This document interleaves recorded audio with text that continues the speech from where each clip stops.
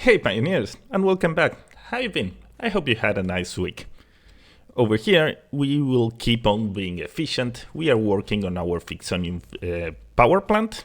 We already have all of the nuclear reactors set. That tiny module over there is also part of the nuclear power plant, and well, we need to do a lot more modules. So, what was I thinking of doing today? I'm gonna start by the easier ones. All of this is already done, and we have this tiny module that I don't know why I can't enter. There we go. There we go. It's not that much because this represents an input, so it's basically 3 converters and 8 constructors. So as it's not that big, I was thinking instead of placing it next to the nuclear power plant, which would be the smart thing to do, I'm going to use it to cover some of those tiny gaps, because I want all of the mega factory to be completely dense, and I have some spare space over there. Of course, that means extra work because I need to bring one power grid from that zone of the map over there. But well, that's stuff that happens when you set up weird objectives. Then regarding the numbers, I would like this 140.44 to be balanced, meaning I won't be sending more than that. So that's also a little bit of extra work. The aluminum probably will not, because this is already on a line that has priorities, so it makes no sense load balancing it. And I also have to grab this 760, which means another load balancer. So yeah, this is an easy task, but as I'm my worst enemy, I overcomplicate it. But let's go, let's play some machines. And Nico did it again. I built 8 constructors, that took 2 minutes. 3 converters, that took 1 minute. And a whole bunch of nonsense that took way longer. I really need to stop doing that. But well, what is this and why do I do it? I was lucky that the reanimated SAM was created nearby. Over here is where I'm creating it. And we had an extra 597. But if we check our nuclear power plant, in total we need 454, it's less than that, and for this particular module we need only 440.4 periodic. That it's even less than that. So all of this nonsense that could be replaced by one splitter if I did manifolds, it's actually doing all of those divisions. Over here we have a sink. This is the reanimated SAM that I'm not doing, that it's supposed to be 142.5 periodic. We see it over there. And over here we have 2 lines. These are the two lines that I need for the nuclear power plant. That one is supposed to have 314, and this one is supposed to have 140.4 periodic. That is the one that I'm going to connect to the 3 converters. So yeah, all of this nonsense is to have each belt exactly with the quantity I have. What do I gain with that? Really not that much. It's mostly because I like how it looks.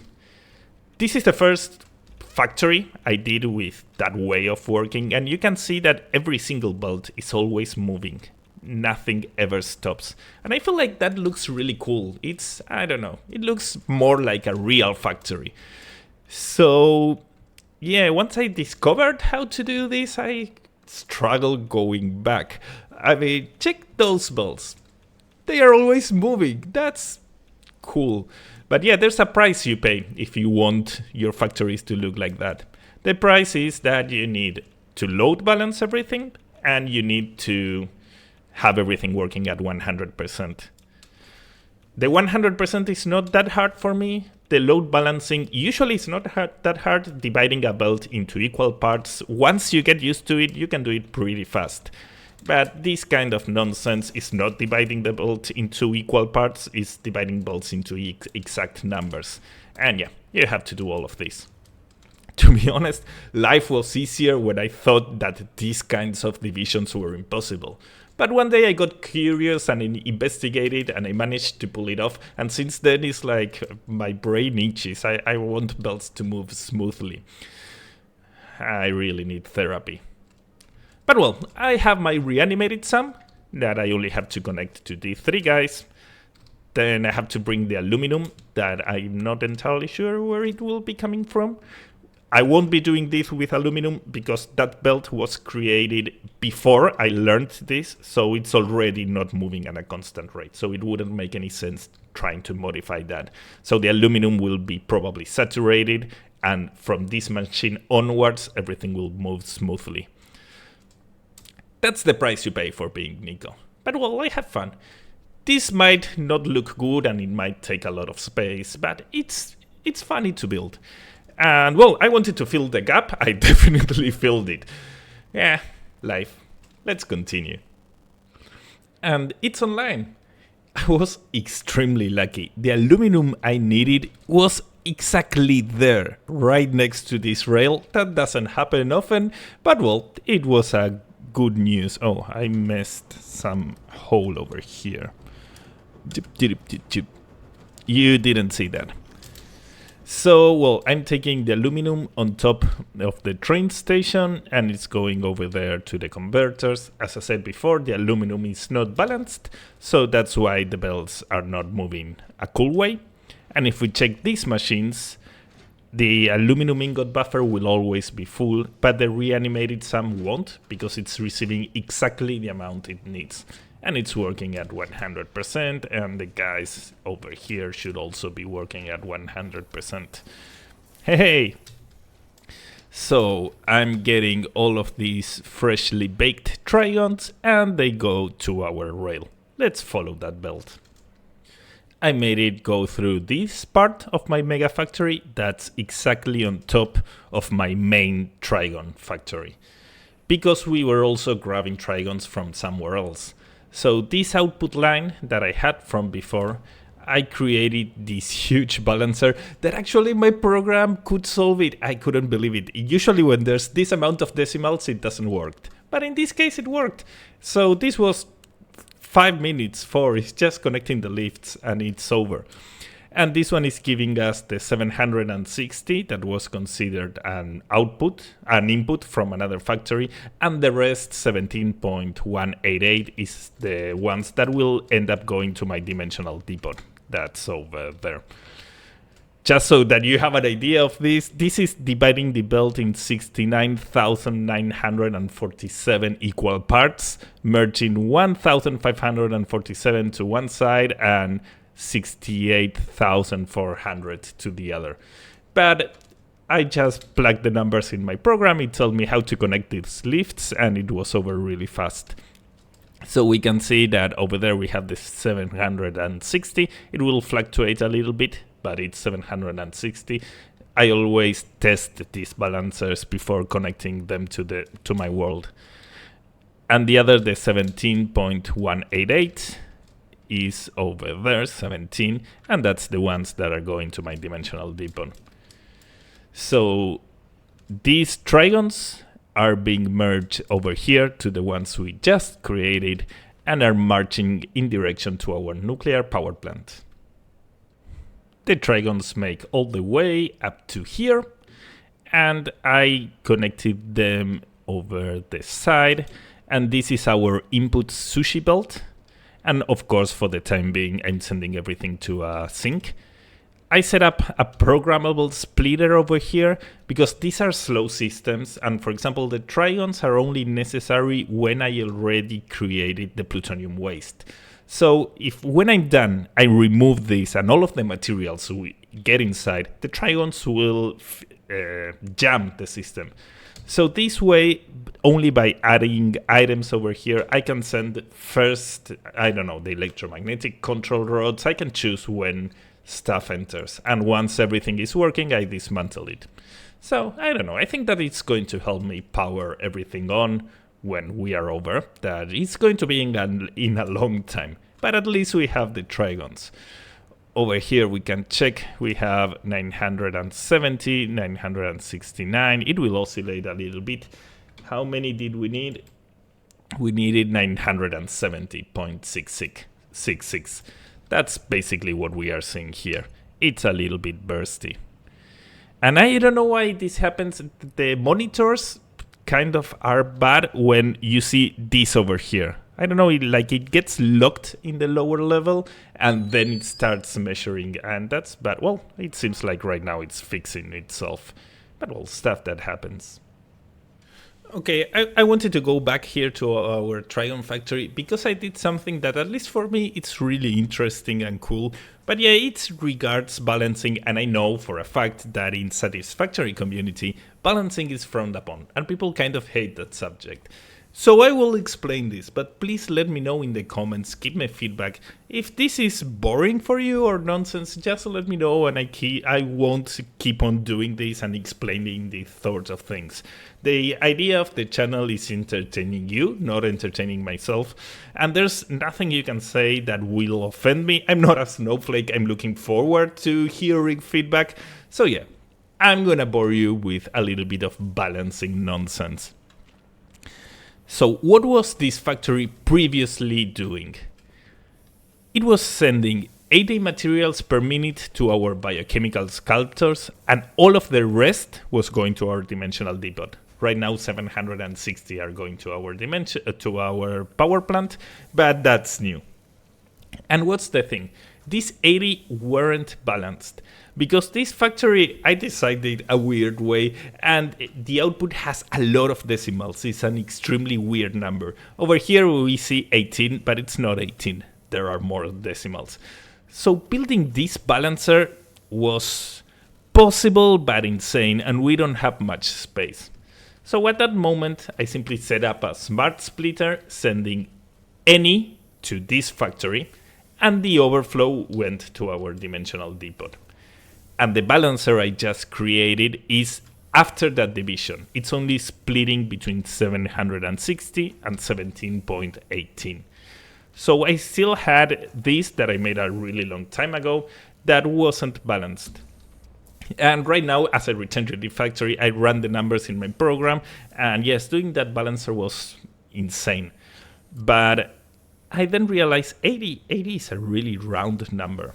What if instead of doing a load balancer, we do a belt limiter? At the end of the day, 80 is one Mark I belt and 1/3 of a Mark I belt, 60 plus 20. And that's exactly what I did. Over here, this is the output of our Trigon factory, and then it goes to a smart splitter, sending any to a belt limiter. And the overflow, that's here on the right, it's the belt that I placed the load balancer, and that the rest goes to my dimensional depot. And how does this belt balancer work? When you're limiting materials using the belt speed, it's kind of dangerous, so you always need to do this. Send it first to a container, so you make sure that this belt is absolutely saturated all of the time. Because as it's limited to 80 and we are sending like 700 or 800, this buffer eventually will get filled up, and that makes sure that this belt will always get filled up. Because if not, as you can see, there are gaps every now and then, and if we had a gap over there, it wouldn't work. And over here, this is pretty simple. We have a splitter that's splitting into a Mark I belt that gives us 60, and it's splitting onto another Mark I belt that's also giving 60. But this other belt is split into 3. 1, 2 over there, and 3 over there. Over there. Pointing is hard. So 2/3 get remerged back at the beginning, and this is important. You can't use a regular merger. It needs to be a priority merger. The things you are throwing back need to be prioritized, because you want these materials stopping these ones. You want to limit this belt at the end of the day. So what does that give us? A really stable 80 belt. So when you're doing balancer, the two numbers are important, the two numbers you are splitting. When you're doing a limiter, only one number is important. And if that number is a round number, this is really compact and easy to build. So now this is from a previous factory, the biochemical sculptures, that used to be prioritized, but now is balanced, and that belt will always be moving smoothly. So I don't know, I think that's pretty cool, and I will start doing it from now on. I won't be, if I can prevent doing a balancer by doing a belt limiter, I will do a belt limiter. Of course, it only works if you have round numbers, but in this case, it worked, and I'm happy. Okay, now that you are bored, let's find us something new to do. So, let's find us something easy to do. I was thinking about the electromagnetic control rods, because this is a really small factory, no stress in here. We can see that we need 303 silica. We already prepared this. We have a belt with exactly 303.33, so this won't be a problem. Then we need a little bit of plastic. I will bring this from any plastic line I have, therefore this won't be balanced. It will be a saturated belt, but well, after this machine onwards, we will keep on the balancing. Then we need, this will be a little bit annoying, we need 600 Caterium. That not all of it it's used over here, because some of the other Caterium went over there. But yeah, we need to grab a node of 600 and do these divisions. And then iron, I will just use any node that is over there, because iron, there's iron everywhere, so I don't care about it and about using the whole node. There's iron everywhere. Let's go. There we have it. I started by the Caterium part. Tapped into the last node that I had in the desert, so from now on, if I need Caterium is coming via train, I used everything that was available. So we start over here, and we have an input management. This one was easy to build, because it's all of my blueprints. I got lucky with the numbers. And what is this doing over here? We are getting one division. These 57, 56, that those are supposed to be, if we go over here, the ones that we need for the other part of the factory, 57. And then over here we were sending 64 to a dimensional depot and using the rest to do Caterium ingots. So if we go back to the game, I'm doing the division over there, and I'm sending 64 to a container with a dimensional depot that's already full, and then it goes to a sink. And the Caterium ore that we are actually using goes to these 24 refineries that, as I didn't have much space, I did the balancer using these tiny lifts, and it's quite useful. This whole load balancer is the same size of a manifold. Yes, it has a little bit of verticality, but I even like how it looks. So there you have all of the belts moving. Nico is happy. And for the time being, I'm merging all of the Caterium ingots this way. We can see that we have 240. How much were we supposed to make?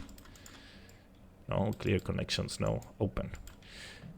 239.2. So it will be oscillating between 240 and 239. So, let's continue. I was checking the diagram, and I think I will do it a little bit different, because the total quick wire I need is 1196, and even though you can do that, I don't like being so close to the max capacity of the belt. So I think that instead of dividing the quick wire, I'm going to divide the Caterium ingots, meaning do something like this and like this, and we clear this connection. And over here we repeat the same.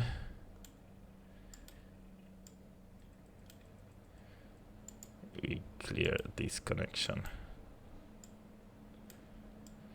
So that way each of these belts is not that full, and well, I will have to divide the three. It's the same thing, but at least I'm not that close to full capacity. Let's go. Finished with our quick wire. We had 3 modules. Over here we have the big one. Then I made the small one over there, and over there we have the medium-sized quick wire. Doing the division between Caterium ingots was extremely easy and fast. This is one load balancer and that's the other one. I've been having luck with numbers, so that's good. And what are we getting? Over here we see 727. That would be 728 is this one. Then we have over there 104 is this 104. And the last one should be 364. And we can find it over there, 364. Of course, it will oscillate a little bit, but on average is what I wanted to. Now, what can we do? I was thinking about doing everything related to iron, all of this, up to the steel pipes that I'm going to do with iron. And I added this tiny segment.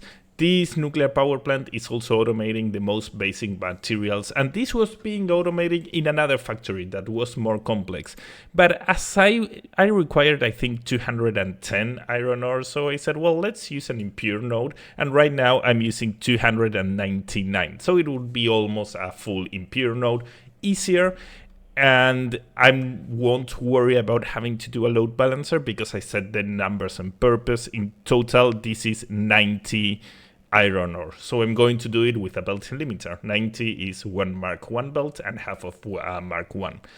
So I can do what I was doing somewhere else in the factory, but an easier way, and I'm closer to using a full node. Now, one thing I wanted to tell, if you notice, I'm flying right now. I'm not using a hover pack.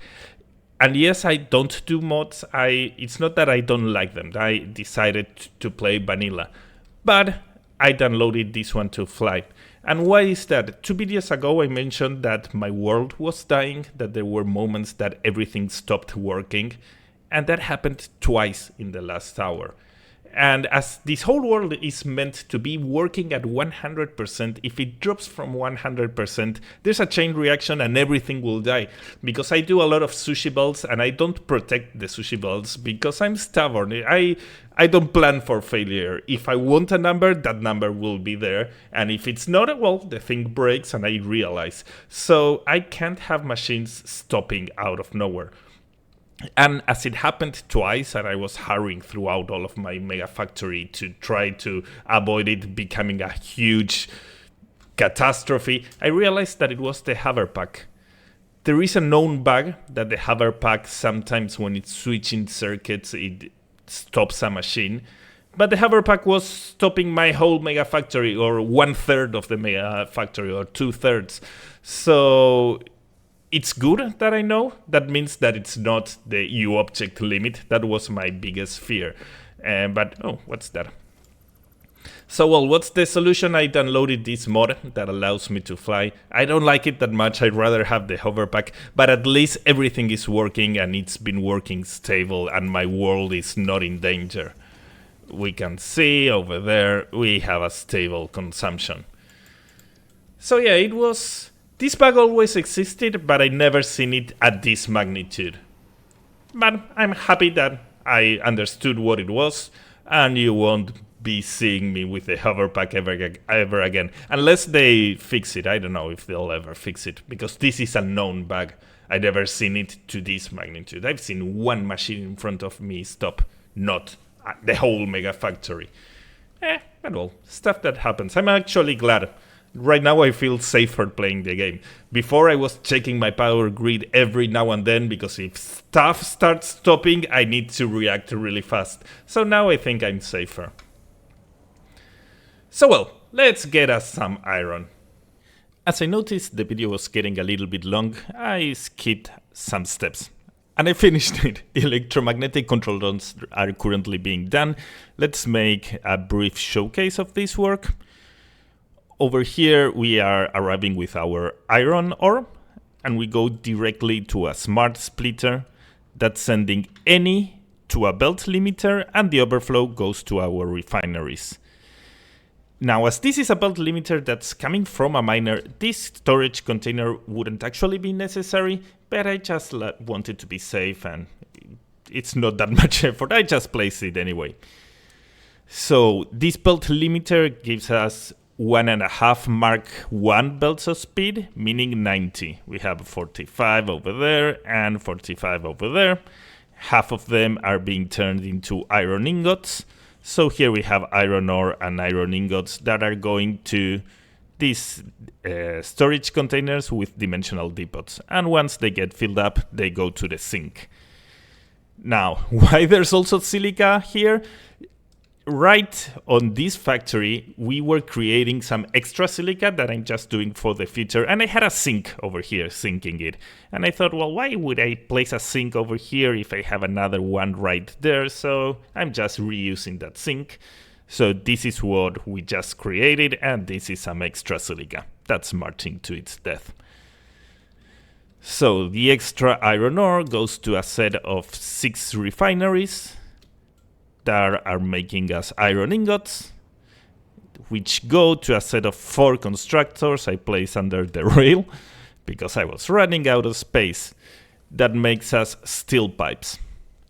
And these steel pipes get combined with one of the 3 lines we did of quick wire to make us some stators. Now, if we continue, let's say to the 4 hours, that's embarrassing. If we continue to the other side, the line of the slowest line of quick wire is that one over there. I combined it with all of this madness, and it's going to this group of 3 assemblers that, all together with some plastic that I brought from my belt bus, are doing circuit boards. Now, the circuit boards plus the 3rd line of quick wire plus some silica that we had prepared 2 videos ago, it's coming from that madness, go to this set of 9 manufacturers that I placed it under the nuclear power plant. I don't know if it was a good idea, but they fit, so that's cool. And here we can see the load balancing, everything is moving smoothly like I like, and all of the high-speed connectors get merged this way, and go back to our madness that shouldn't be there, to this set of 7 assemblers that combine the high-speed connectors with our stators that I'm bringing from the belt bus to finally do our electromagnetic control rods. Where are these guys going? 48, how much were we supposed to do? I haven't checked that. 48.53, so yes, numbers are matching. I combined this with our sushi belt that's going to our nuclear power plant, because if we check over here, this sushi belt is supposed to have Trigons, electromagnetic control rods, and singularity cells. We already have these 2. We are only missing singularity cells, and we can turn this factory on. So, for the time being, instead of sending it to the nuclear power plant, it's going to a sink. All of the machines have been placed, and now I will decorate a little bit, place some stairs, some signs, and let's do a showcase.